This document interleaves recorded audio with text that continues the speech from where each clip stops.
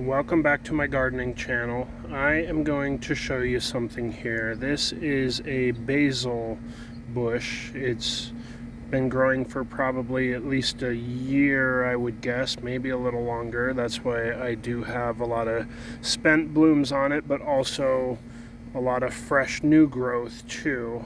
And this is one of those plants that popped up where you didn't necessarily expect it, but it's taken over this little area here, and I didn't have anything else growing here, so I thought I would let it go ahead and grow. And so, you are getting a lot of great, leaf clusters and stuff like that. So, if you need basil for pastas and things like that, it can be kind of nice. There's just a lot of new leaf growth.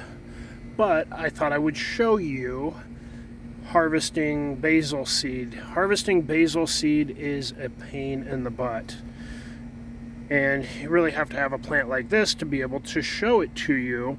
You can see these spent blooms once they're spent and they dry out, then they will just hang on to usually kind of a brown and dying little branch. I guess before they do that, you get this going on. So you get a floret of leaves that starts to get the cluster there, and then it will give you some little flowers on it. And once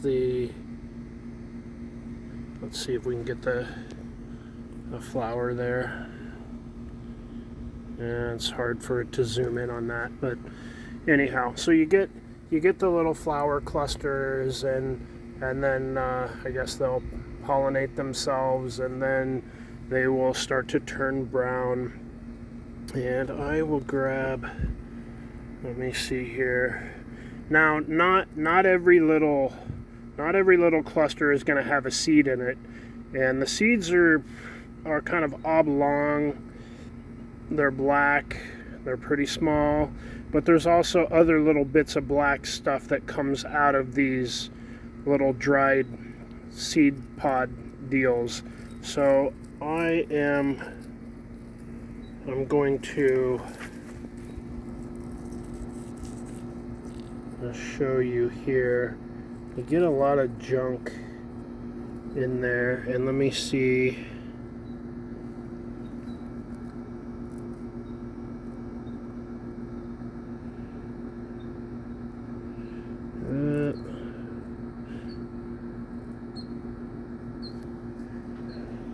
So you see there's a lot of little junk and dark stuff, but you do get an occasional seed.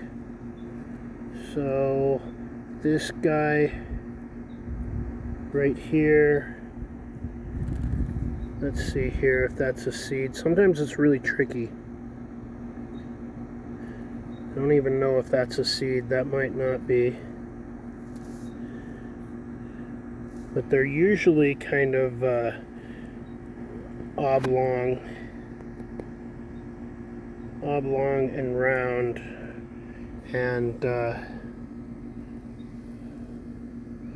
this will kind of let you see in my hand. So you will get some seeds out of there, but it's really tricky because you gotta kind of smash up these dried up little pods, and usually I use my fingers and pull a whole bunch of them off and put it in a little cup, and then kind of smash them around and try to free the seeds, and then you got to kind of sort through the junk, and it's really hard to separate it. Sometimes you can pour it from one cup into another outside in the breeze and let some of the breeze take away some of the real light stuff, and usually the seeds will remain, but you'll still get little black pieces that look almost like a seed, and they're not. So like there's no seeds in that pot I just grabbed, but there are some dark, dark stuff. So anyhow, that's the thing that's a little bit tricky about basil. Now, the good thing is people don't really grow a whole lot of basil, or I mean, some people grow maybe a lot of it, but as a regular person, most people don't need very much basil. So with that being said, usually a few seeds can be fine for people to plant a couple of basil plants. And this is what happens if you let them just go ahead and get tall. Like I said, I let this one get a little bit weedy, and kind of go to seed, and then it got a second flush of growth, and I've been harvesting the seeds off of it so I can collect some seeds and hopefully have some seeds for a while. But the thing also to keep in mind when harvesting heirloom seed, and any seed really, but the smaller the seed, the less time it lasts. So real small seeds might only last 2 or 3 years or so for their ability to germinate and not lose a lot of the seeds to germination loss.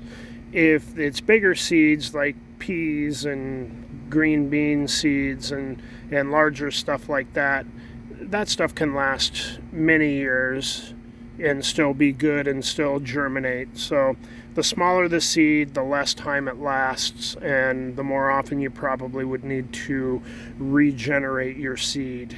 So just some things to keep in mind. Usually I don't need to plant basil, because once I've grown some basil, which I have through the years, I can be guaranteed that I will have some basil pop up in various places. And of course, various places is I've got a couple more, about 3 more basil plants that popped up here on the other side of the yard, because this happens a lot when you're cleaning seed out in the yard. You're going to have some seeds that are carried by the wind, or they end up on my concrete patio, and when I hose the patio off, they end up along the edges of the patio, and they germinate with a bit of water from the periodic hosing down of the patio. So I have a lot of that pops up. I have a lot of lettuces that pop up around the yard, and a lot of times I will also just leave them. So anyhow, that is a little bit about growing basil. And like these came up this year, and these already are starting to go to seed. Now, a lot of times here in the greater Phoenix area, that's because it starts to get really hot. If it was much cooler and these came up sooner, then they probably would have bushed out a lot more and had a lot more green leafy material to them before they started to bloom. So another thing to keep in mind. But thanks for watching.